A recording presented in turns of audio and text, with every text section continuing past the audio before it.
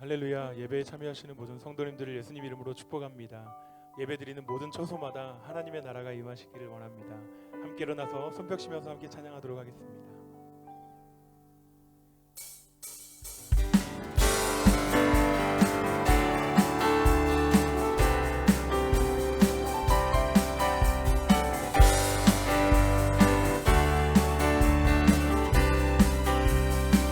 하늘에 계신 아버지 이름 거룩하며 주의 영광 이곳에 가득하길 기도하네. 하늘에 계신 아버지 주 이름 다 외치며 주의 영광 이곳에 가득하길 기도하네. 새 노래로 찬양해 새 노래로 찬양해 새 노래로 주님께 주님의 나라 주님의 뜻이 하늘에 이루어지듯이 모두 선포해 자비한 주의를 이 땅에 이루어지 주님의 나라 주님의 뜻이 하늘에 이루어지듯이 모두 선포해 자비한 주의를 이 땅에 이루어지리라. 날마다 일용할 양식 은혜로 주소서. 예수 이름으로 우리 모두 기도하네. 시험에 들게 마시고 악에서 구원하소서. 예수 이름으로 우리 모두 기도하네.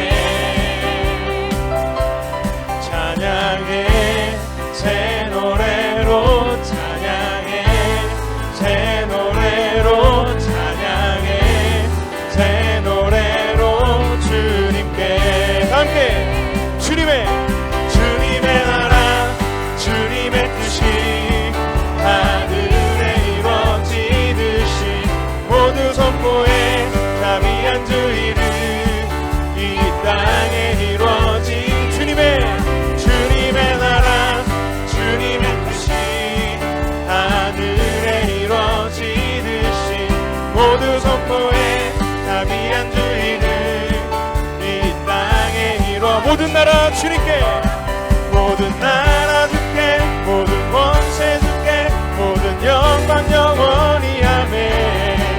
모든 나라 주께 모든 권세 주께 모든 영광 다시 한번 선포합시다.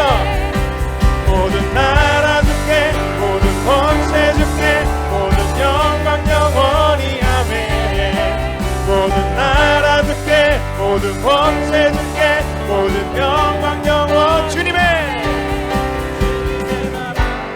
주님의 뜻이 하늘에 이루어지듯이 모두 선포해 자비한 주님을 이 땅에 이루어지 주님의 나라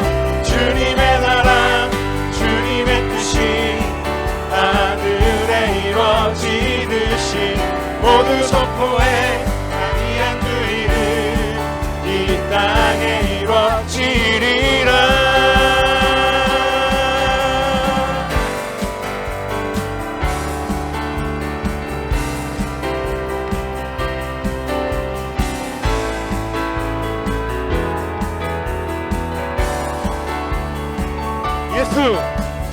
예수 감사리 주의 보며 축복 속에 우린 자유를 노래해.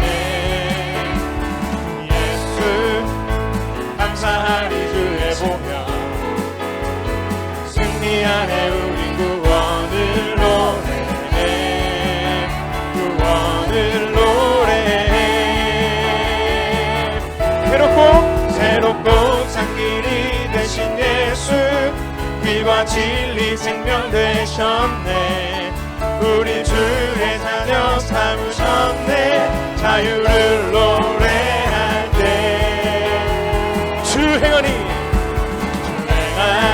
찬양 주 행하니 찬양 승리하시고 구속하신 주님 찬양 주 행하니 찬양 주 행하니 찬양 승리하시고 구속하신 주님 찬양해 예수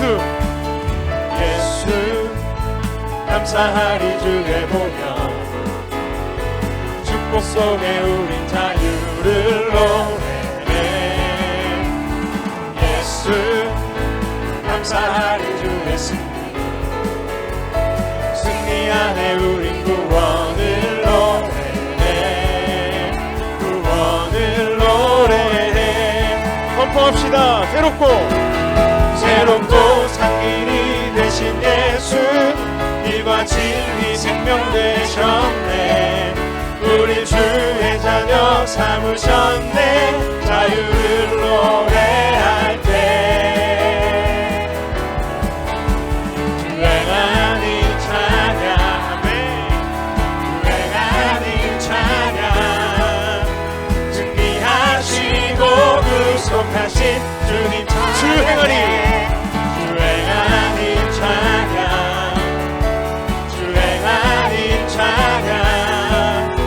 승리하시고 구속하신 주님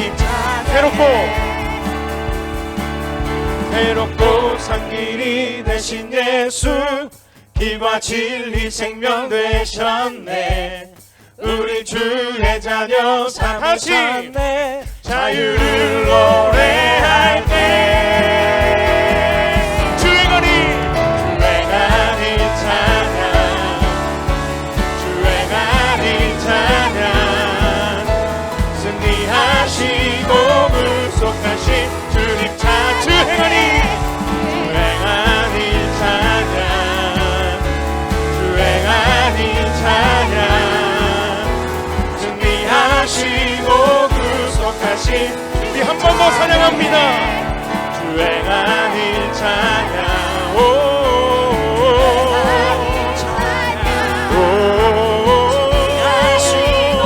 구속하신 주님 찬양해 감사해 우리 감사와 찬양의 박수 드리겠습니다 예수님 그 존귀하신 이름을 찬양합니다 자리에 앉아서 계속 예배하겠습니다.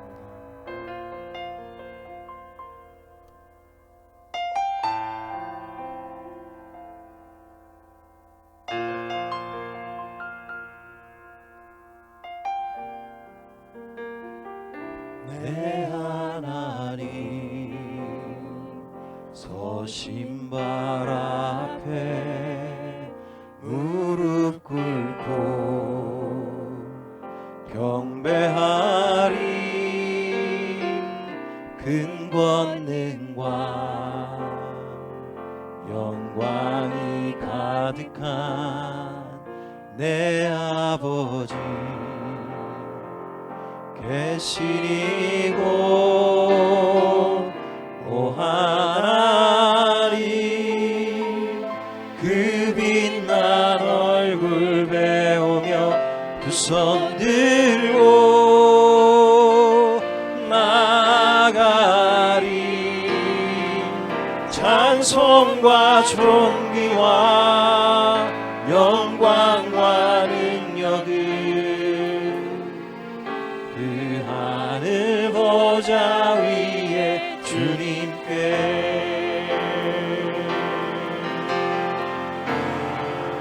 내 하나님 내 하나님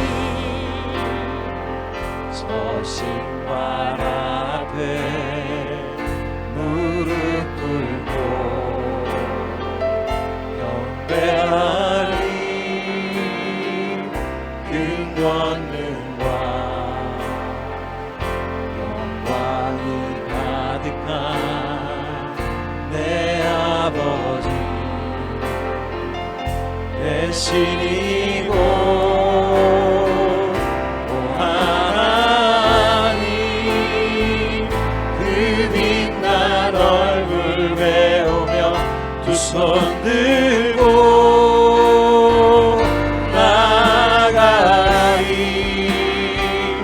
찬송과 존귀와 영광과 능력을 그 하늘 보좌 오 하나님께 오 하나님 그 빛난 얼굴 배우며 두 손 들고 나아가리 찬송과 존귀와 영광과 능력을 그 하늘 보좌 위에 주님께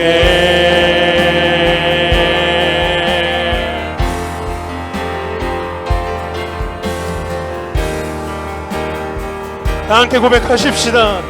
예수님의 하나님의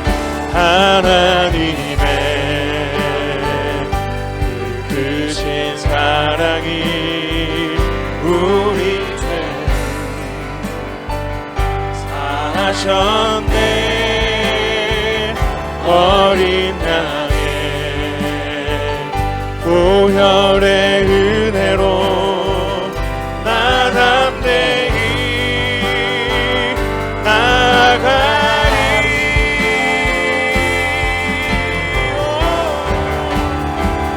오 하나님 그 빛난 얼굴 배우며 두 손 들고 나아가리. 찬송과 존귀와 영광과 능력을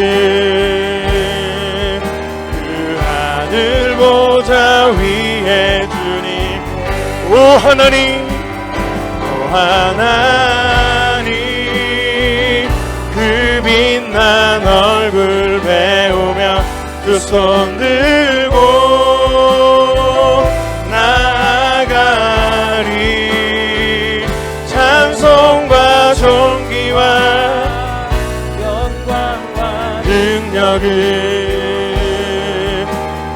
하늘 보좌 위에 주님께 할렐루야 할렐루야 찬양하세. 내 모든 죄 사함받고 주 예수와 동행하니 그 어디나 하늘 다시 한번 할렐루야 찬양하세. 할렐루야 찬양하세. 내 모든 죄 사함받고 주 예수와 동행하니 그 어디나 하늘나라. 주 예수와 동행하니 그 어디나 하늘나라.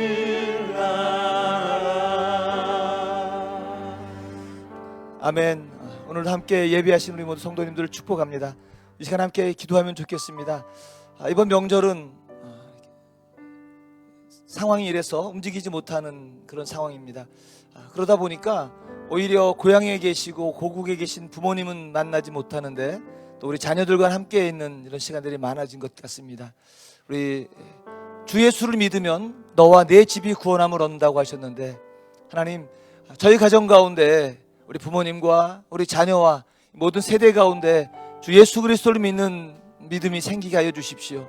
가장으로 자녀로 함께 예배하는 모든 자리마다 정말 주님이 찬양받게 하여 주십시오. 또 이런 때일수록 어려움 가운데 있는 사람들을 돌아보고 우리들의 손을 사용하여 우리 발을 사용하여서 도울 수 있게 하여 주십시오. 긍휼한 마음 도락하여 주십시오. 어려움 가운데 있는 사람들 돌아보며 우리 함께 우리 가정과 또 우리 주변들을 돌아보며 함께 우리 주여 한번 외치고 간절히 기도하겠습니다. 주여 할렐루야 맞이하며 함께하고 또 함께하지 못하는 여러 가족들을 중보하며 기도합니다. 주 예수를 믿으면 너와 내 집이 구원함을 얻는다고 약속하신 그 말씀 붙잡고 기도합니다. 고향에 계신 우리 부모님들 주께서 함께해 주셔서 예수 그리스도를 아는 그 은혜 가운데 있게 하시고 하늘나라의 소망을 두며 이 땅을 사시게 하여 주십시오. 몸은 떨어져 있지만 하나님 참으로 중보하며 기도하며 주 예수 그리스도를 전할 때 우리의 입술 가운데 힘을 더하시고 능력을 더하셔서 아직도 하나님을 알지 못하는 우리의 가족이 있다면 예수 그리스도를 구주로 믿고 고백하는 놀라운 고백이 생기는 그런 명절이 되게 하여 주십시오. 하나님, 또 우리 함께한 우리 자녀들을 축복하며 기도합니다. 그들 인생 가운데 오직 하나님만이 그들의 왕이심을 고백하는 믿음의 세대가 되어주도록 도와주십시오. 먼저 앞서가는 우리들이 참으로 신앙 가운데 믿음 가운데 살아가게 하시고 우리의 자녀들을 교양과 훈계로 양육함으로 그들의 모든 인생 가운데 예수님 따라 살며 예수님을 구주라고 고백하며 그 말씀대로 살아가는 믿음의 세대가 되게 하여 주십시오. 하나님, 여러가지 질병 상황으로 인하여서 어렵고 힘든 우리 이웃이 있음을 잊지 않게 하여 주십시오. 나만 당연하게 사는 것에 만족하지 아니하며 우리 주변을 돌아보며 그들을 함께 내 손을 사용하여 내 발을 사용하여 함께 섬길 수 있도록 주여 도와주십시오. 눈물 흐르는 곳에는 그 눈물 닦아주게 하시고 연약해져서 넘어져 있는 모든 사람들을 일으켜 세우게 하여 주십시오. 우리 안에 진정으로 하나님을 사랑함과 우리 이웃을 내 몸처럼 사랑하는 그 사랑의 마음이 일어나게 하여 주십시오. 그래서 모두가 이 위기를 잘 극복하며 우리의 믿음과 우리의 신앙은 더 성장해 주님 향하여서 나아가는 그런 기회가 되게 하여 주십시오. 하나님, 명절 기간 동안에 함께하는 그 모든 자리자리마다 하나님의 높임을 받으시고 하나님을 찬양하게 하여 주십시오. 세상의 범죄 가운데 빠지지 않게 하시고 하나님, 우리 영혼이 주를 찬양하며 주를 높이며 우리 가운데 역사하셨던 하나님의 놀라우신 성품을 찬양하며 하나님의 놀라우신 그 능력들을 나타내게 하여 주옵소서. 하나님 아버지, 참으로 감사합니다. 우리에게 주의 복음이 증거되어서 우리가 하나님을 아빠 아버지라고 부르게 하셨사오니 참으로 감사합니다. 우리의 부모님, 우리의 자녀들이 이 동일한 믿음 가운데 있게 하여 주시고 어떤 상황 속에서도 하나님을 나의 왕으로 인정하며 예수 그리스도 우리 주님으로 고백하는 놀라운 일들이 일어나게 하심으로 우리를 향해서 예비해 놓으신 놀라운 복들을 경험하게 하여 주십시오. 이 땅 곳곳에서 질병과 또 여러 가지 상황으로 인해서 어렵고 힘든 우리의 이웃이 있음을 기억하게 하여 주시고 우리에게 주신 그 사랑으로 넉넉함으로 흘려보내는 축복의 통로로 사용되게 하여 주옵소서. 예수님의 이름으로 기도했습니다. 아멘. 네, 이번 주간에도 저희들이 함께 모이지 못했습니다. 그러나 교회는 개방하고 있습니다. 오셔서 열심히 기도하시고 하나님께 찬양하는 시간 되면 좋겠습니다. 또 특별히 연휴 기간이 길어졌는데 저희가 6시부터 교회 문을 열어놓고 있습니다. 오시면 자유롭게 기도하시고 돌아가시면 되겠습니다. 역시 방역 지침을 준수하시고 방문하시면 되겠습니다. 오늘 우리에게 주신 하나님 말씀 함께 보겠습니다. 마태복음 13장 3절에서 9절 말씀입니다. 마태복음 13장 3절에서부터 9절 말씀을 계신 자리에서 우리 함께 한 목소리로 크게 읽도록 하겠습니다. 우리 3절부터 함께 읽겠습니다. 그러자 예수께서 많은 것을 비유로 말씀하셨습니다. 한 농부가 씨를 심으러 나갔다. 그가 씨를 뿌리는데 어떤 씨는 길가에 떨어져 새들이 와서 모두 쪼아 먹었다. 또 어떤 씨는 흙이 많지 않은 돌밭에 떨어져 흙이 얕아 싹이 곧 나왔으나 해가 뜨자 그 싹은 시들어버리고 뿌리가 없어서 말라버렸다. 또 다른 씨는 가시덤불에 떨어졌는데 가시덤불이 자라 무성해져 싹이 나는 것을 막아버렸다. 그러나 어떤 씨는 좋은 땅에 떨어져 100배, 60배, 30배 열매 맺었다. 귀 있는 사람은 들으라. 아멘.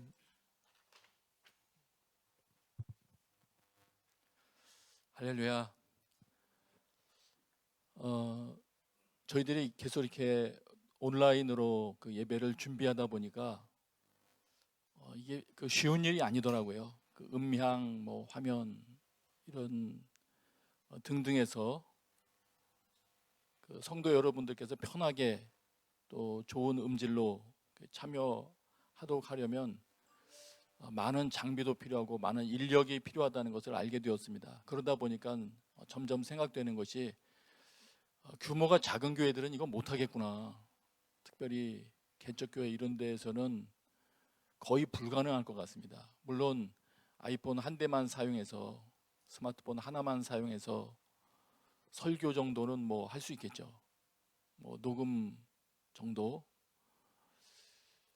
그런저런 정도는 할 수 있겠지만 좀 풍성하다고 할 수 있는 어떤 그런 모습을 갖추려면 상당히 힘들겠다는 생각이 들었습니다. 그래서 한편으로는 참 미안하기도 하고, 그래서 이 시간에는 우리 같이 한번 우리 그런 작은 교회들 또 예배하기를 원하지만 좀 여러 가지 열악한 환경 또 기기를 다룰 수 있는 그런 사람들이 없어서 또 젊은이들이 너무 없어서 온라인으로조차도 예배하지 못하는 그런 교회들 위해서 또 여러분 고향에 있는 그런 교회들 기억나시면 지금 축복하며 기도하십시다. 하나님께서 그들에게 필요한 것들도 공급해 주시고 또 가능하면 속한 시일 내에 모든 곳곳에서 함께 모여서 하나님께 아름다운 예배가 하나님께서 받으실 만한 예배가 드려질 수 있도록 주여 은혜를 베풀어 주시옵소서. 우리 같이 한번 기도하도록 하겠습니다. 아버지 하나님, 호산나 은혜를 베풀어 다윗의 자손께 이 시간 곳곳에서 모여있는 예배도 복주시고 왕중의 왕 온라인 예배조차 준비할 수 없는 형편에 있는 그런 높은 교회들 하늘에 방문해 주시고 영광 또 다른 지혜로운 방법을 가르쳐 주셔서 함께 모여 예배할 수 있는 은혜를 있게 하여 주옵소서. 호산나 다윗의 곳곳에서 드려진 자손께 호산나 불러 왕중의 왕 높은 하늘에 영광을 예수 주의 시한 아버지 하나님, 형편 따라 모이지 못하는 모든 곳에도 주님 함께해 주셔서 하나님께서 받으실 만한 예배가 드려지게 하여 주옵소서. 예수님의 이름으로 기도합니다. 아멘.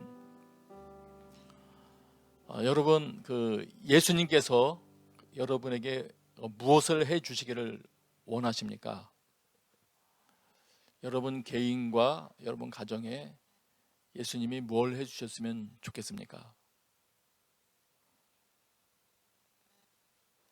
조금 더 확장시켜 본다면 혹시 현재 우리의 사회 가운데에는 또 무엇을 해주시면 좋겠다는 생각을 하십니까? 예수님이 계셔서 아니면 예수님이 등장하셔서 그분의 능력으로 이 사회를 이렇게 만들어 주셨으면 좋겠다, 이런 그런 마음속에 갈망이 혹시 있으셨습니까? 아니면 아무런 기대도 없으셨나요? 그 자신을 향한, 자신에게 예수님께서 무엇을 해주시기를 기대하는 것이나 혹은 가정이나 이 사회 가운데에 주님께서 무엇을 해주실 아무런 기대도 없었다면 뭐 하여튼 유감이긴 합니다만은 뭐 그럴 수도 있겠죠. 또 한 가지 질문을 더 드린다면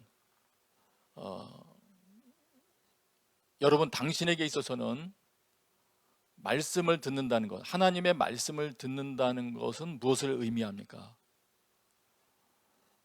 내가 듣든 읽든 간에 하나님의 말씀을 대한다는 것이 자신의 삶에는 어떤 의미를 가지나요? 이런 질문들을 한번 가지시면서 오늘 말씀을 보도록 하겠습니다. 먼저 창세기부터 쭉 보다 보면 이미 창세기 초반부터 왕국이 있다는 것을, 왕들의 활동, 이런 것들이 있는 것을 우리가 보게 됩니다. 왕들의 전쟁이 있고요, 또 왕들이 또 조공을 바치던 그 나라를 배반하기도 하고 또 나라 몇몇이 동맹을 맺어서 싸우기도 합니다. 또 나라 안에서는 신하가 또 왕에게 무엇을 요구하여 받기도 하죠. 느헤미야도 예루살렘의 성전을 재건하기 위해서 섬기던 왕에게 요청해서 허락을 받았지 않습니까? 내가 돌아가서 이런 것을 할 수 있도록 제목을 좀 얻을 수 있게 허락을 해 주십시오. 뭐 조서를 좀 써 주십시오 등등 이런 일들이 일어나죠. 그리고 폐허가 됐던 예루살렘에 느헤미야가 등장하는 것처럼 새로운 어떤 인물이 그 사회를 새롭게 할 어떤 인물이 등장할 때에는 그 인물은 아주 치밀하고 능력 있는 존재로 등장합니다.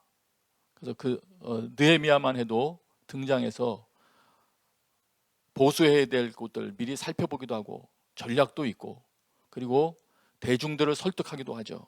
느헤미야에 보면 그렇게 말하는 내용이 나옵니다. 우리의 당한 공경은 너희도 목도하는 바라. 예루살렘이 황무하고 성문이 소화되었으니 자 예루살렘 성을 중건하여 다시는 수치를 받지 말자. 이러면서 말하자면 대중을 선동하죠. 대중을 이끌어서 그 일에 동참하게 합니다. 이런 일들을 합니다. 그래서 메시아를 기다릴 때에도 구원자 메시아를 기다릴 때에도 그 나라 어떤 나라를 생각한다면 리더를 생각한다면 이런 것 내용들을 기대할 것입니다. 전쟁은 무엇으로 합니까? 힘이 있어야 되지 않겠습니까? 그래서 힘 있는 자, 또 리더십 강한 자 이런 자의 등장을 원할 거예요. 메시아를 기다린다고 할 때 우리가 예수님을 그 당시에 그 메시아를 기다렸던 시대에 이제 예수님이 등장하셨다고 했는데 우리가 묵상했던 생명의 삶 60페이지에 거기 본문 해설에 보면 이런 설명이 나옵니다. 고통과 압제에 시달리는 백성은 구원자를 간절히 소망합니다. 로마의 압제 아래 있던 유대인은 자신들을 속박에서 해방시켜줄 군사적이고 정치적인 구원자를 바랐습니다. 이렇게 우리 생명의 삶 본문 해설에 기록되어 있어요. 뭐냐면 이런 거죠. 이들이 구원자를 기다리는 이유가 있었다. 자신들을 해방시켜줄 그런 자가 오기를 기다렸다. 또 한 가지는 그 압제로부터 벗어나려면 힘이 있어야 된다고 판단했을 것이기 때문에 군사적이고 정치적인 면, 군사적이고 정치적인 메시아가 등장하기를 원했다. 이거 합하면 그렇게 되지 않겠습니까? 내 문제를 누가 좀 해결해 주었으면 좋겠는데 내가 지금 당면한 의식주 문제, 뭐 자유 문제 등등을 누군가가 등장해서 나는 할 수 없으니 누군가가 등장해서 해결해 줬으면 좋겠는데 그것을 신속하게 해결하려면 뭔가 군사적이고 정치적인 그런 행동을 할 수 있는 자여야 할 것 아닌가 이런 생각에서 아마 그런 메시아를 구하고 있었을 겁니다. 그래서 예수님의 행적이 점점 소문이 나면서부터는 사람들이 그것을 기대했을 것입니다. 더 기대했을 것입니다. 예수님을 그런 메시아로 기대했을 것입니다. 그랬다는 더 증거가 될 수 있는 것은 하나님의 나라가 임하면 그래서 하나님의 마지막 때가 되면 성경 내용에 의하면 악인과 의인을 심판하시는 날이기 때문에 예수님이 정말 종말의 구원자로 등장하신다면 최소한 악인을 심판하는 사건들이 일어날 것이기 때문에 그런 것들도 기대했을지 모르겠습니다. 그런데 조금 더 말씀드릴게요. 그런 자를 기대했을 건데 성경 내용을 복음서 내용을 보다 보면 예수님이 말하자면 군중 연설을 할 때 하시는 내용을 보면 그런 내용이 담겨 있지가 않아요. 아마 군중들이 모여서 예수님 말씀을 듣고자 할 때는 아마 그런 걸 기대했을지도 모르겠습니다. 마치 어떤 정치 지도자가 유세를 할 때 어떤 의견을 피력하고 또 문제를 해결해 줄 것 같은 그런 걸 이야기하고 희망을 주면 거기에 박수치는 그런 장면처럼 어떤 그런 류의 말 혹은 이제 정말로 완전한 회복을 정치적으로 아니면 힘으로 이루겠다, 뭐 이런 말을 기대했을지 모르겠어요. 그러면서 예수님이 이곳에서 저곳에서 장소를 바꿔서 모일 때마다 그랬을지도 모르겠습니다. 추측이긴 한데, 이번에는 뭔가를 선포하실 것인가, 이번에는 중대 발표하시려나, 이런 생각을 가지고 거기에 참석했을지도 모르겠습니다. 왜냐하면 적어도 메시아를 기다렸다면 그렇습니다. 이들이 메시아를 기다렸고 예수님이 메시아 아닐까 생각했다면 그런 생각을 했을 거라고 생각할 수 있습니다. 그런데 확실히 주님은 뭔가 다르신 분인 것이 확실합니다. 그런 세상 가운데 오셔서 세상에서 힘 있는 자, 또 사람들을 인도하는 자들은 어떤 모종의 방법을 사용하는데, 예수님은 오셔서 오늘 여러분들이 지난 주간에 묵상하셨던 마태복음 13장에 나오는 그 비유만 해도 그렇습니다.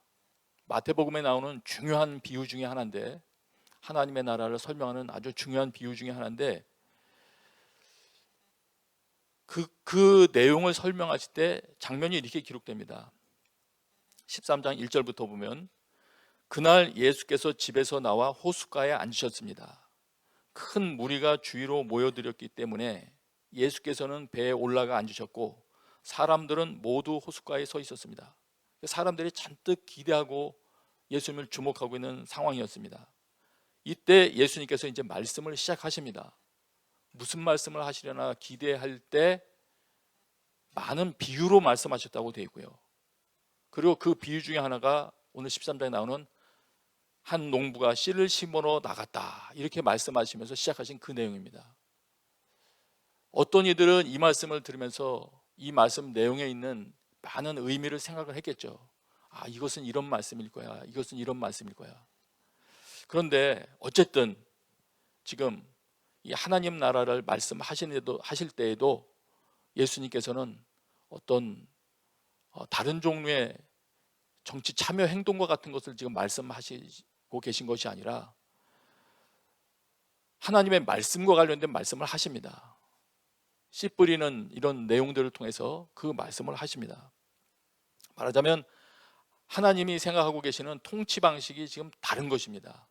하나님이 우리를 압제로부터 구원하시고자 하실 때, 또 우리를 변화시키고자 할 때, 내 삶을 바꾸고자 하실 때, 그럴 때 사용하시는 방법은 우리의 기대와는 완전히 다를 수 있다는 것을 여기서 보여주는 겁니다. 이 비유 내용을 보면은 하여튼 씨앗이 심겨져서 자라서 열매 맺기를 기다리시는 그 내용으로 쭉 설명되고 있거든요. 그럼 씨앗이 심겨지고 자라서 열매 맺기까지는 어떻게 됩니까? 시간이 많이 걸리지 않습니까? 실망하는 사람들도 있을 거예요. 저 시간이 너무 많이 걸리겠다. 예수님이 하라고 하시는 방법대로 하면 내 삶을 바꾸는데 시간이 너무 많이 걸리겠다. 우리 가정 새롭게 하는 데에도 너무 시간이 많이 걸리겠다. 혹은 사회라면 더 그렇죠. 이 사회를 온전히 바꾸는데 저렇게 하다 보면 내가 죽은 다음에서나 그 결과를 볼지도 모르겠구나, 이렇게 생각할지도 모르겠어요. 그런데 이 부분에서 우리는 더 확실히 그렇기 때문에 알게 되는 것이 있습니다. 그럼에도 주님께서 이런 방법을 택하셔서 말씀하신다는 것은 그만큼 하나님의 말씀에 대한 말씀에 거는 주님의 자신감이 있는 겁니다. 자신감과 기대감이 있는 겁니다. 이 말씀이 특별히 사람 가운데 심기어져서 그 사람이 말씀의 열매를 맺는 사람으로 자라나면 이 말씀은 그 사람을 변화시킬 뿐만 아니라 그의 가정을 변화시키고 나아가서 그 사회 전체를 능히 변화시킬 수 있다는 주님의 자신감이 있는 것입니다. 그러기에 이 방법을 택하는 것입니다. 그래서 많은 사람들이 모였을 때에도 하나님 나라를 여는 분으로 또 완성시키기 위해서 오신 예수님께서 이 방법으로 말씀을 시작을 하시는 것입니다. 그래서 이 마태복음 13장의 비유를 마가복음 4장에서는 그렇게 말합니다. 이 비유를 알아듣지 못하겠느냐? 그렇다면 다른 비유는 어떻게 알아듣겠느냐? 이렇게 말씀하시면서 아주 소중한 비유로 그렇게 다룹니다. 그래서 이 비유는 제가 이미 다른 복음서 설명할 때, 그리고 이 마태복음 설명할 때도 여러 번 여러분들에게 말씀드린 것으로 기억하는데, 그래도 오늘 다시 한번 이 마태복음을 다른 복음서하고 비교하면서 각각의 밭 상태는 도대체 어떤 상태일까를 한번 요약을 해드리도록 하겠습니다. 그래서 이 내용을 살펴보면서 나의 상태는 어떤가, 내가 취하고 있는 말씀에 대한 태도는 어떤가 하는 것을 좀 살펴보도록 하겠습니다. 먼저 마태복음 13장 4절에 그 길가에 뿌려진 그 씨앗 얘기가 나옵니다. 길가에 뿌려진 씨앗. 새들이 와서 쪼아 먹었죠. 근데 이것을 13장 18절 19절에서는 이렇게 해석을 하죠. 하늘나라에 대한 말씀을 들어도 깨닫지 못하면 악한 자가 와서 그 마음속에 뿌려진 것을 빼앗아 간다. 이것이 바로 길가에 뿌린 씨와 같은 사람이다. 악한 자가 와서 빼앗아 간다. 여기 악한 자가 누구냐? 마가복음에 보면은 사탄이 와서 그들 안에 뿌려진 말씀을 가로채 간다. 누가복음에 보면 마귀가 와서 그 마음에서 말씀을 빼앗아 가는 바람에, 마귀가 와서 말씀을 빼앗아 간다. 그렇게 됐기 때문에 사람들이 믿지 못하고 구원받지 못하는 사람들이 된다. 이렇게 설명을 하고 있습니다. 길가에 뿌려진 이 씨앗 상태, 여기에 대해서 우리가 염두에 두어야 될 것은 이것입니다. 유념해야 될 것은, 하나님의 말씀은 빼앗길 수도 있구나. 그렇습니다, 여러분. 하나님의 말씀은 빼앗길 수가 있습니다. 내가 한번 그 말씀을 들었다고 해서 그것이 내 것이 되는 것도 아니고, 열매 맺을 수 있는 것도 아니고, 빼앗길 수 있다. 누가 빼앗아 간다고요? 마귀가 빼앗아 간다. 근데 자세히 보면 마귀가 하나님의 말씀을 감히 그냥 빼앗아 갈 수는 없습니다. 신명기부터 원래 하나님께서 우리에게 주셨던 말씀을 보면, 말씀을 들으라고 말씀하셨고, 말씀을 새기라고 말씀하셨고, 지키라고 말씀하셨고, 여러 말씀을 하셨습니다. 이미. 그랬기 때문에 그런 말씀들에 순종하여 하나님의 말씀을 진작에 내가 붙들지 않을 때, 불순종하는 것이죠. 말씀에 대한 하나님의 말씀에 순종하지 않을 때, 그럴 때라고 볼 수 있습니다. 그럴 때 당연히 나에게는 깨닫지 못하게 되고, 마태복음 13장 19절 말씀대로 한다면 깨닫지 못하면, 이렇게 되어 있습니다. 깨닫지 못하면, 그러면 그 말씀을 가로채 간다. 그렇습니다, 여러분. 이 길가에 뿌려진 씨앗을 생각하면서 하나님께서 나에게 주신 귀한 것들은 빼앗길 수 있구나. 신명기 말씀대로 따진다면 하나님의 말씀뿐만이 아니라 하나님께서 주신 말씀을 잘 지키지 못할 때, 그 말씀을 내가 새겨서 내 삶으로 지켜나가지 못할 때 삶에 허락하여 주셨던 땅까지도 빼앗깁니다. 내 삶에 주셨던 자녀도 빼앗기고 많은 것들을 빼앗긴다고 나옵니다. 그래서 우리는 이 부분을 보면서 경성해야 되겠습니다. 하나님께서 처음에 주셨던 말씀 중에서 혹시 잊어버린 것이 있다면 다시금 주의 은혜를 구해야 되겠습니다. 그 말씀을 다시 허락해 주시기를 구해야 될 것입니다. 그다음에 두 번째 밭은 돌밭이라고 되어 있죠. 13장 5절입니다. 또 어떤 씨는 흙이 많지 않은 돌밭에 떨어져 흙이 얕아 싹이 곧 나왔으나 해가 뜨자 그 싹은 시들어 버리고 뿌리가 없어서 말라버렸다. 이것은 어떤 상태를 말하는 것일까? 이것도 역시 다른 복음서들을 비교해 보면 좀 힌트를 얻기 좋습니다. 다른 복음서들 비교해 보면 마가복음에는 흙이 얕아서 싹이 금방 돋았지만 시들어 버렸다, 이렇게 되어 있고요. 이건 비슷해요, 마태복음과. 근데 누가복음에는 이렇게 기록되어 있습니다. 누가복음 8장 6절에는 싹이 돋았지만 물기가 없어서 곧 시들어버리고 말았다. 물기가 없어서 시들어버렸다. 그리고 세 번역 다 이 세 복음서 마태복음, 마가복음, 누가복음 다 이 상태를 가지고 설명할 때 뿌리가 없기 때문이다 이런 표현을 사용했어요. 흙이 얇으니까 뿌리 내리기가 쉽지 않았겠죠. 그러면 이 상태는 어떤 상태를 말할까? 이 상태는 어떤 상태를 말할까? 제가 생각할 때 성경을 통해서만 유사한 내용들을, 유사한 구절들을 추려서 유추해 본다면 이렇게 말씀드릴 수 있을 것 같습니다. 특별히 누가복음에 있는 물기가 없어서라는 내용을 유추해서 살펴본다면 시편에, 여러분이 잘 아는 시편 1편 2절 3절에 그런 설명이 있습니다.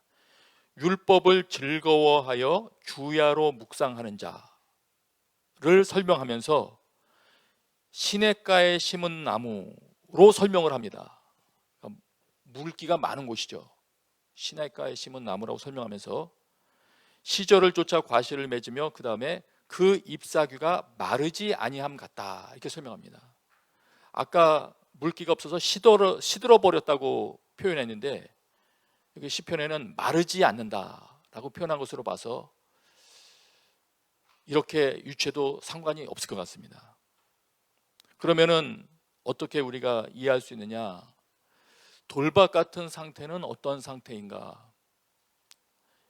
말씀을 받을 때 기뻐해서 즉시 받아들이지만, 이 세 복음서 다 그렇게 나와 있어요. 말씀을 듣자마자 기쁨으로 받아들이지만, 말씀을 들을 때 기뻐합니다. 그래서 내가 말씀을 들을 때 기뻐하지만 그리고 받아들이는 것도 얼른 받아들여요. 이게 좋은 거죠. 아멘 하면서 받아들이는 거 참 좋은데, 근데 문제는 뭐냐면 지금 제가 여태까지 시편 가지고 설명한 바에 의하면 이어지는 지속적인 묵상이 없는 상태가 되는 겁니다. 그래서 말씀은 기뻐서 얼른 받아들였는데 그 말씀을 지속적으로 묵상하지는 못합니다.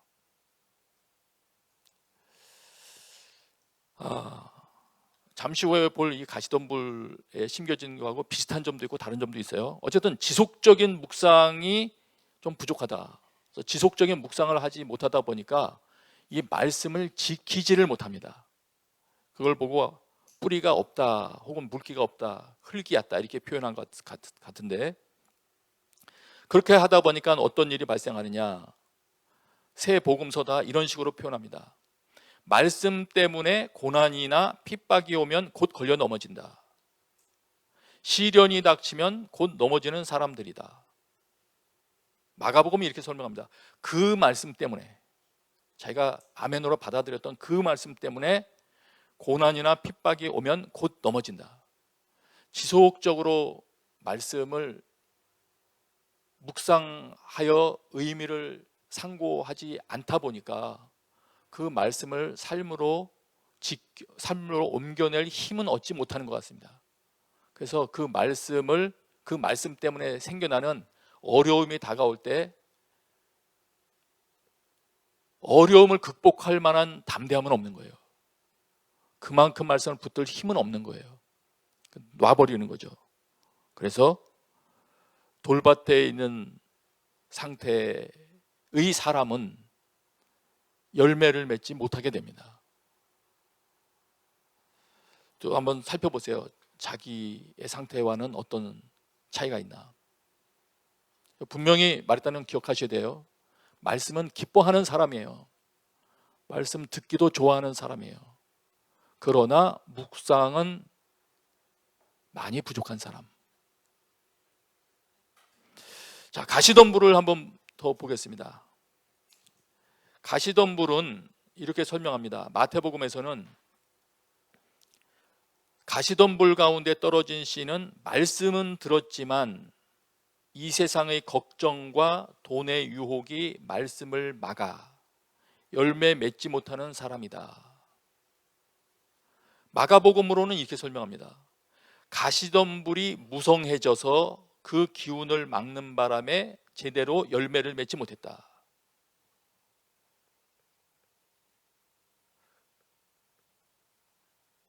이 사람들도 말씀을 듣기는 하는 사람들이에요. 말씀을 듣는데 세상의 걱정, 돈의 유혹, 다른 많은 욕심이 들어와 말씀의 기운을 막는다. 그래서 열매를 맺지 못하게 한다. 누가복음은 이 부분을 또 이렇게 설명했어요.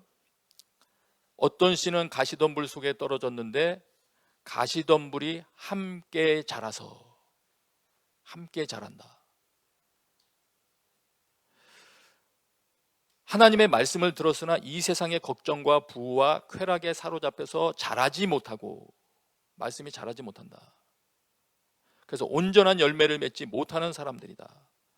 이상을 다 요약해서 설명드린다면 이렇게 됩니다. 아까 돌밭에 떨어진 사람처럼 이들도 말씀을 듣습니다.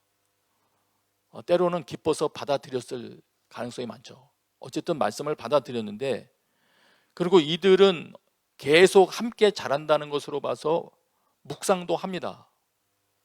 말씀 묵상도 하는 사람들인데, 문제는 뭐냐면 가시덤불이 함께 자란다. 여기에 문제가 있습니다. 그럼 가시덤불은 왜 자랄까요? 뿌려진 씨앗이 있었을 것이고요. 이거는 하나님의 말씀이 아닌 씨앗이겠죠. 잠시 후에 살펴볼 건 다른 종류의 씨앗이 있을 거예요. 다른 종류의 씨앗도 받아들였을 것이고, 그리고 여기 보니까 세상 걱정, 유혹, 욕심, 쾌락 이런 것 등등은 염려, 근심 이런 건 묵상하게 되는 거거든요. 쾌락에 사로잡히다, 그건 묵상하게 되는 거거든요. 그러다 보니까 이 상태는 하나님의 말씀을 묵상하는 자인데 다른 것들을 시간상 더 많이 묵상하기 때문에 생겨나는 현상입니다.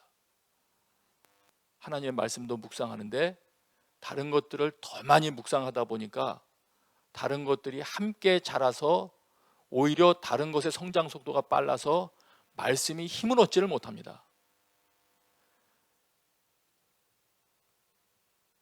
우선 여기까지 보면 우리가 길가에 떨어진 상태든 돌밭에 떨어져 있는 상태든 가시덤불에 뿌려진 상태든 이런 상태는 열매를 맺지 못하는 상태이기 때문에 하나님이 기대하시는 상태가 전혀 아닙니다. 그래서 벗어나라고, 이런 상태인 것을 알거든 얼른 벗어나라고 우리가 알려주시는 말씀이죠. 그러면 어떤 상태를 주님이 원하시느냐? 이미 여러분이 다 알고 계신 것처럼 옥토입니다. 옥토. 옥토는 어떤 밭이 옥토인가? 마태복음에서는 말씀을 듣고 깨닫는 사람 이렇게 되어 있고요. 말씀을 듣고 깨닫는 사람, 말씀을 듣고 이해해야 됩니다. 그러니까 이해하려고 노력을 해야 되는 거죠. 때로는 성경을 공부하기도 해야 되고 많은 묵상을 해야 되기도 하고, 어쨌든 말씀을 듣고 깨닫는 사람. 근데 이 부분을 마가복음은 이렇게 설명합니다. 말씀을 듣고 받아들이는 사람. 말씀을 들은 다음에 거부하면 또 안 되겠죠. 그런데 이거 다 종합해서 누가복음이 제일 보완된 충실한 내용을 설명해 주시는 것 같아요. 누가복음 8장 15절을 보시면 이렇게 되어 있습니다. 좋은 땅에 떨어진 것은 착하고 좋은 마음으로 하나님의 말씀을 들은 뒤 그 말씀을 굳게 간직하고 인내해 좋은 열매를 맺는 사람들이다. 예, 아멘입니다. 하나님의 말씀을 일단 들은 다음에 그 말씀을 간직할 줄 아는 사람입니다. 묵상하며 그 말씀을 지키는 자겠죠. 그렇게 행동을 옮겨내려는 그런 자겠죠. 그렇게 하는 자가 좋은 열매를 맺는다. 많은 열매를 맺는다. 이렇게 됩니다. 그럼 다시 조금 더 이제 이 부분을 이해하기 위해서 보완해서 설명을 드리면서 이제 말씀을 좀 더 보겠습니다. 그래서 중요한 거는 하나님께서 이 땅을 변화시키기 위해서 한 개인이 되었든 가정이 되었든 이 사회를 변혁시키기 위해서든 예수님을 보내주셔서 하시는 가장 소중하다고 생각되시는 행동은 말씀을 주시는 것이었습니다. 말씀을 주시는 것. 그래서 이 말씀을 내가 받기 위해서는 회개해야 되는 것이고요. 회개해야 내 이 완고한 마음이 부수어지는 것이기 때문에 이 과정은 어쨌든 필요합니다. 전에 필요하든 후에 필요하든 어쨌든 필요한 것입니다. 그래서 회개와 함께 주의 말씀을 대해야 될 것이고요. 굉장히 중요한 것이죠. 나는 이 말씀을 어떻게 대하는가? 나에게 다양한 모양으로 전달되어 오는 그 말씀을 나는 어떻게 대하는가? 매우 중요한 것입니다. 왜냐하면 하나님께서는 그 말씀에 기대를 거시고 계시고 그 말씀을 통해서 일하려고 하시기 때문에 우리도 그 말씀에 기대를 걸고 내 모든 것을 걸어야지. 하나님은 말씀을 통해서 일하려고 하시는데 나는 다른 것을 요구한다면 안 될 것입니다. 그리고 주님이 마치 모든 정보를 다 파일에 담아서 전달해 주는 것처럼 씨앗 하나에 모든 것을 담아서 전달해 주실 때 그것을 내 마음에 심고 마음에서 풀어내고 작동시켜야 됩니다. 예. 자, 이 말씀을 소중하게 지켜야 되는데 아까 말씀드렸던 그 말씀을 다시 한번 우리 염두에 둬야 됩니다. 아까 마태복음 13장 18절 19절에 깨닫지 못하면 악한 자가 와서 그 마음속에 뿌려진 것을 빼앗아간다고 말했던 것을 우리 기억해야 되고요. 나에게 주님께서 나를 사랑하셔서 전달해 주신 말씀을 빼앗길 수 있다. 이걸 우리 염두에 둬야 되고요. 사탄은 내게 주시는 말씀을 빼앗아 가려고 하는 존재다. 이것을 염두에 둬야 되고요. 또 한 가지 이것도 염두에 둬야 됩니다. 마태복음 13장 24절 25절 거기에 설명을 하실 때 보면 하늘나라는 어떤 사람이 자기 밭에 좋은 씨를 뿌린 것에 비유할 수 있다. 이렇게 말씀하시면서 주님이 이 말씀을 하십니다. 사람들이 모두 자고 있는 동안 원수가 와서 밀 가운데 가라지를 뿌리고 도망갔다. 사탄이 가라지를 뿌리고 도망갔다는 거예요. 물론 여기서 설명을 하시죠. 이어지는 말에서 밭이 뭐냐? 세상이라고 설명하셨고 좋은 씨는 뭐냐? 천국의 아들들이라고 설명을 하셨어요. 천국의 아들들은 하나님의 말씀이 심겨져서 열매 맺는 자들일 거예요. 이 본문의 문맥상. 그러면 가라지는 악한 자의 아들들이라고 사람으로 표현을 했는데 그럼 이들은 어떤 자들일까?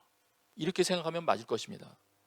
천국의 아들들이 하나님의 말씀이 안에 심겨져서 그 말씀을 지켜내서 열매 맺는 자들이라면 악한 자의 아들들은 하나님의 말씀이 아닌 다른 씨앗들을 마음에 심어서 싹을 틔우고 마치 가시덤불이 자라나듯이 무성하게 자라나게 해서 그쪽 방향의 열매를 거둔 자들인 겁니다. 하나님의 말씀이 아닌 하나님의 가치관과는 다른 사상일 수도 있고요. 다른 세계관일 수도 있고 전혀 엉뚱한 다른 궤변이나 욕심일 수도 있겠습니다. 중요한 거는 그것들이 마음 가운데 심겨져서 활동하는 사람들이 있다는 것이죠.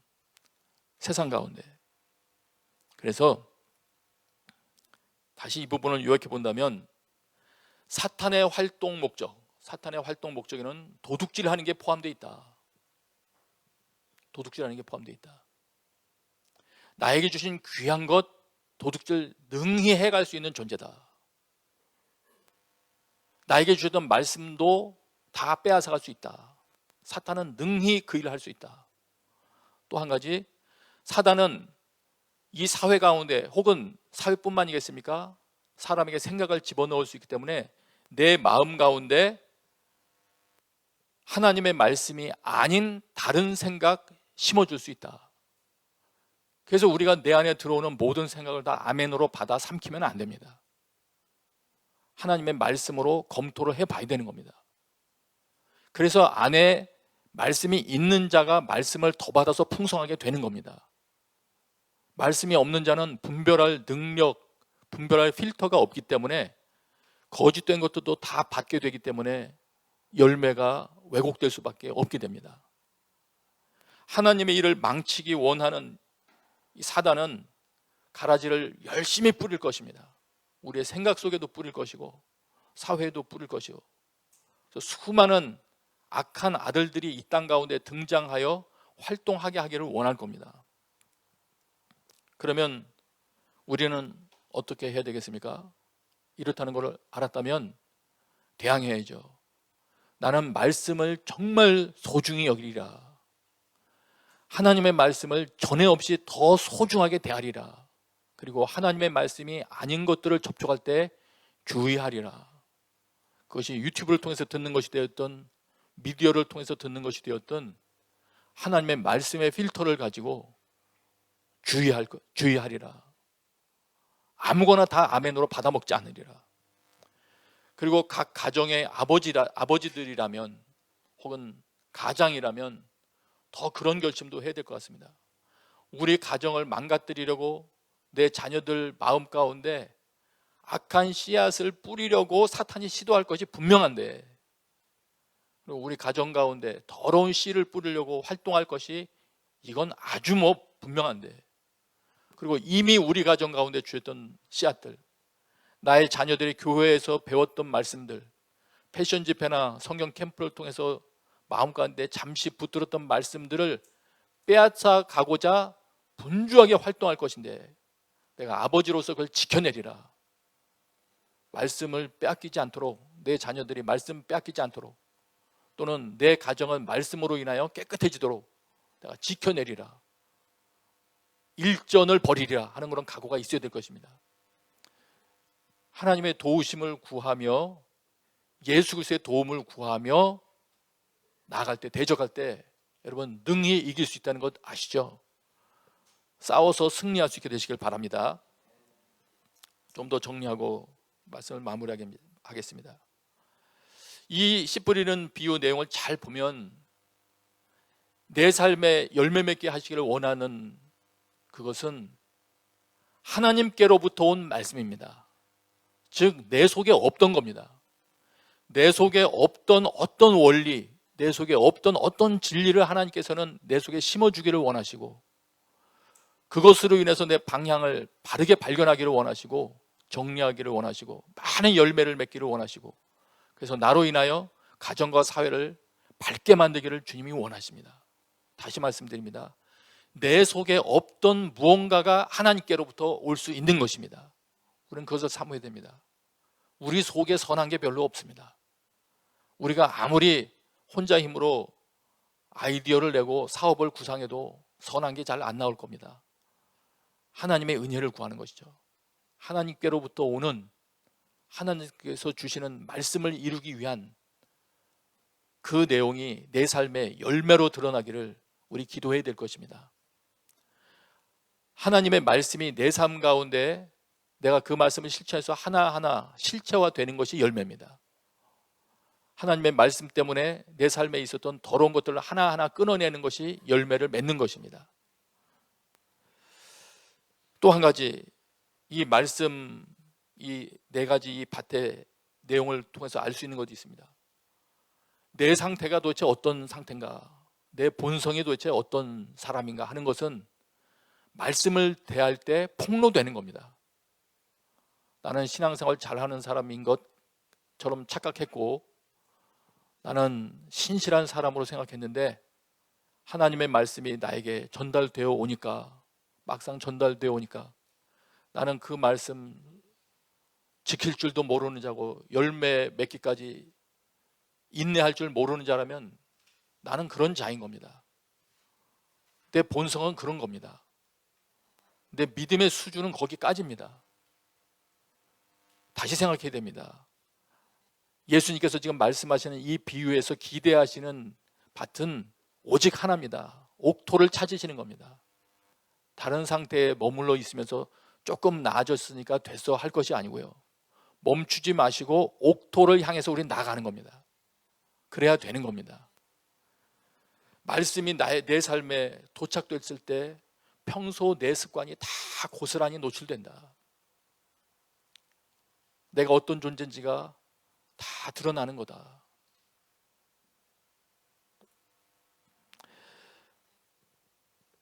마무리하겠습니다.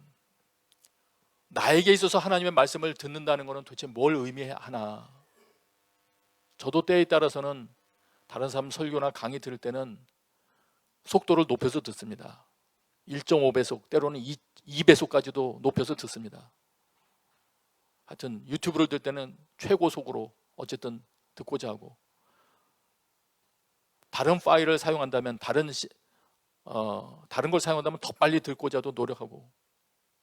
여러분, 하나님의 말씀은 그렇게 대해서는 안 되는 겁니다. 물론 하나님의 말씀을 빠르게 듣지 말라는 얘기가 아니고요, 다른 사람 강의 들으면서 빨리빨리 들으면서 그냥 이런 내용이구나, 이런 내용이구나 이렇게 넘기는 거 있죠. 하나님의 말씀은 그럴 말이 아닙니다. 왜냐하면 내가 그 말씀에 반응을 해야 되기 때문에, 하나님께서 말씀하신 것이 분명하면 내게 감동으로 그 말씀이 와 닿든지 안 와 닿든지 간에 그 말씀을 놓고 일단 헤아려 보고 묵상하고 생각을 해봐야 되는 겁니다. 그렇게 진지하게 다룰 말씀이 하나님의 말씀입니다. 오늘 곳곳에 모여서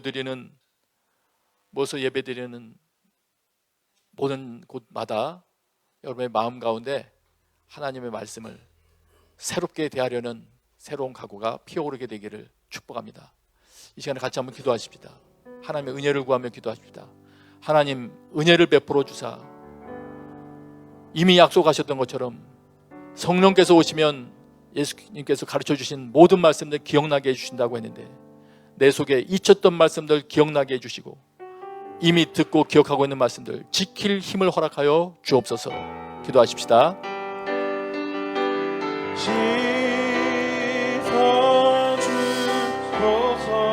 하나님 아버지, 저희들에게 주셨던 말씀 감사합니다. 이 땅의 다른 것으로 인하여서 빼앗기지 않게 하여 주십시오. 하나님, 참으로 주님께서 주신 말씀을 소중히 여기며 그 모든 것을 빼앗기지 않겠습니다. 새롭게 결단하는 저희들에게 하나님, 주의 말씀을 기억나게 하시고 떠오르게 하시고 이전에 우리에게 끊임없이 깨우쳐 주시고 알려주셨던 그 말씀을 지키게 하여 주십시오. 하나님 아버지, 도둑질해 가려는 존재가 있는 우리 사탄이 있음을 기억하게 하며 하나님, 모든 상황 가운데서 그 말씀 지켜내게 하여 주십시오. 하나님, 빼앗기지 않게 하여 주십시오. 사탄이 와서 악한 자가 와서 속히 빼앗아가 버리지 못하도록 우리들 힘써 지켜내게 하여 주십시오. 하나님, 우리 안에 말씀을 소중히 여기는 태도가 다시 형성되게 하여 주십시오. 하나님, 그래서 이 말씀 붙잡고 깨 우리 삶 가운데서 지켜내게 하여 주십시오. 그 말씀을 착하고 좋은 마음으로 듣게 하시고 그 말씀을 함께 간직하게 하시고 인내함으로 우리 안에 그것도 이루어내게 하여 주십시오. 하나님 아버지, 모든 상황 가운데 우리가 접하는 모든 그때마다 그 모든 주의 말씀들이 기억나게 하심으로 우리가 주의 말씀을 선택하고 그 말씀대로 살아가는 여러분들이 우리 가운데 복이 되게 하여 주십시오. 하나님, 주의 말씀을 따라 주야로 묵상하며 그 시대를 쫓아 과실을 맺는 나무가 되기를 원합니다. 하나님, 우리 안에 선한 것이 없음을 고백하며 주께로 나아가오니 하나님 아버지, 참으로 주님께서 우리를 붙잡아 주셨던 그 모든 것들을 기억하게 하시고 주님 그 말씀 굳게 붙잡고 우리 삶에서 마침내 이루어내게 하여 주십시오. 그래서 이 땅 가운데서 우리를 통해서 이루시고자 하셨던 하나님의 거룩한 통치들을 이루어가게 하여 주십시오. 주의 성령님이여 우리 가운데 임하시고 우리 가운데 오셔서 그려 우리들의 그 말씀을 기억나게 하여 주시고 하나님, 우리가 그 모든 상황 가운데서 그 말씀을 지켜내게 하여 주십시오. 세상과 비교하며 세상 것과 저울질하지 않게 해주시고 그 주님 말씀을 신뢰하며 의지하며 믿음의 주의 능력으로 담대히 나가리라. 주와 함께 싸워 승리하리라. 날마다 믿음으로 난 살아가리. 우리 한 번만 더 같이 기도하겠습니다. 하나님, 우리가 말씀을 빼앗길 수 있음을 오늘 기억합니다. 저에게 주셨던 그 말씀들 지켜내며 이 땅 가운데서 열매 맺어 결실할 때까지 붙잡게 하여 주십시오. 특별히 하나님의 말씀과 경쟁하도록 우리 가운데 뿌려진 가라지와 같은 이 나쁜 마음들, 세상에 대한 염려들, 재리에 대한 유혹들을 이겨내게 해 주십시오. 분별하고 구별해서 내 자신도 지키고 우리 자녀들, 우리 가족들, 우리 다음 세대들을 지켜내는 그런 존재가 되게 하여 주십시오. 마침내 결실하는 옥토가 되게 하여 주십시오. 회개하는 마음으로, 결단한 마음으로 다시 한번 주여 한번 해주시고 간절히 기도하겠습니다. 주의 능력으로 내 삶 새롭게 되리. 나를 믿네. 그 말씀으로 세상의 다른 것들 주의 능력으로 담대히 나가리라. 주와 함께 싸워 세상에서 들어온 염려와 죄의 모든 유혹들을 주의 말씀으로 이겨내게 하여 주십시오. 하나님, 우리를 망가뜨리려고 더러운 씨앗을 뿌리는 사탄의 존재는 우리 원수가 있음을 기억하며 하나님 말씀 분별하여 지켜내게 하시고 결실하는 열매 맺을 수 있도록 주님 지켜내게 하여 주옵소서. 특별히 우리의 자녀들 가운데에서도 이 말씀들 주의 말씀으로 양육하며 가르쳐서 그 말씀 붙잡고 이 땅을 살아가도록 지켜내고 싸우는 주여, 우리 가운데 명확하게 주의 말씀이 그 촉도가 되게 하여 주십시오. 세상의 가치관과 세상의 지혜로서 하지 않게 하시고 세상이 주겠다고 약속하는 살아가리. 성령이 오셨네. 사람들 우리가 능력이지 아니하고 한도 팔지 아니하고 오직 주의 말씀으로 성령이 오셨네. 그 말씀 소중히 여겨 그 말씀으로 성령이 오셨네. 세상의 것들 구별하고 분별하여 지켜내게 하여 주십시오.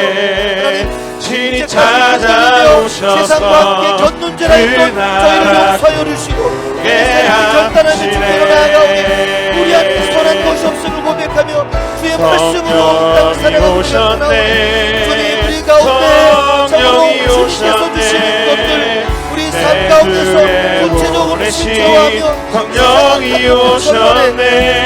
주님께서 찾으시는 좋은 맛 옥토가 되어 주님이 주신 것들 진이 찾아오셔서 그 나라 우리의 자녀 세계에 되어 주십시오. 그래서 주님 주시는 그 나라를 이 땅 가운데 나타내는 우리 모두가 되었도록 주여 우리를 사용하여 주십시오. 말씀 가운데 바로 서게 하시고 그 말씀을 구원하는 저희도 되어주시고 그 말씀으로 기준 삼아 성령이 오셨네. 악한 것과 선한 것을 구별하며 우리 인생 가운데 진이 찾아오셔서 결단하는 그 저희를 나라 붙잡아주시고 오늘도 함께 하시네. 하나님 아버지, 주신 말씀 빼앗기지 않게 하여 주시고 날마다 그것을 주하로 묵상함으로 우리 가운데 실천해내게 하여 주시고 열매 맺게 하여 주십시오.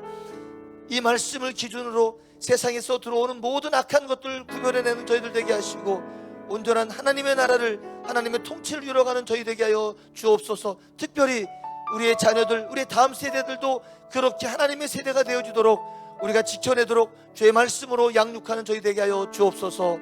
예수님의 이름으로 기도했습니다. 아멘. 우리 함께 다 같이 자리에서 일어나서 우리 온 마음과 정성 다해 하나님께 헌물을 하겠습니다.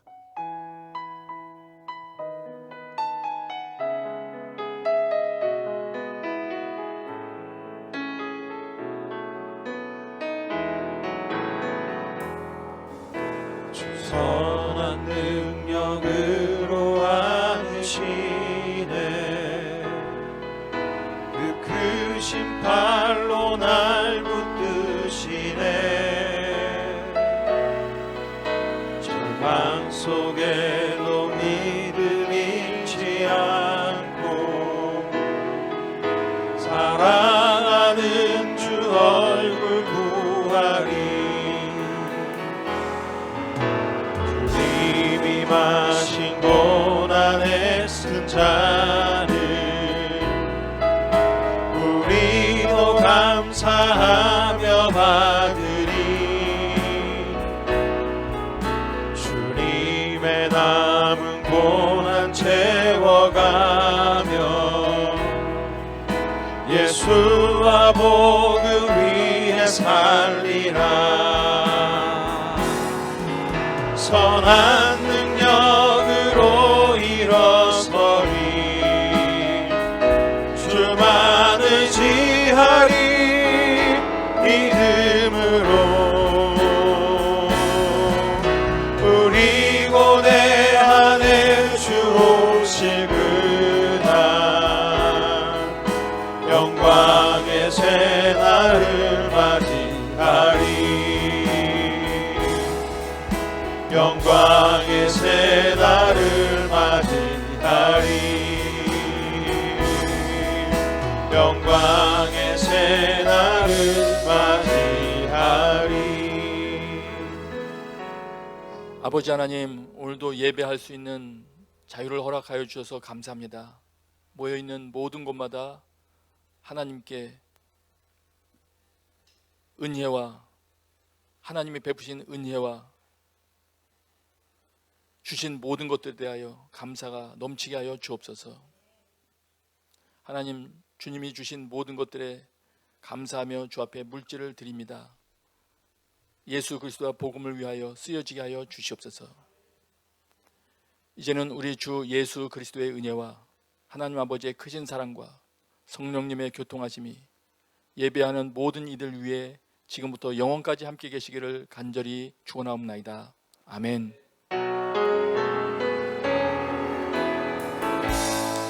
우리 함께 손 들고 찬양할까요? 살아계신 주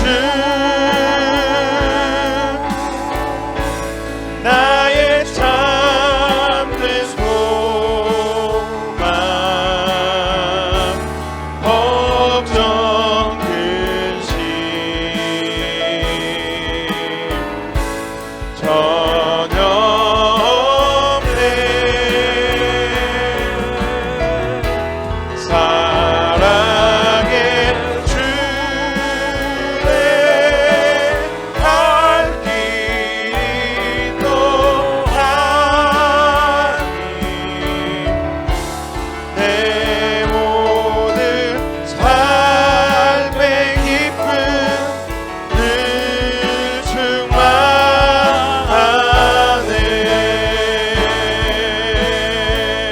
아멘. 우리 살아계신 하나님을 찬양합니다. 네, 예배를 모두 마쳤습니다. 연휴 기간 가족과 함께 좋은 시간 되시고 말씀과 기도에도 힘써 주시기를 부탁드리겠습니다. 다음 주에 뵙겠습니다.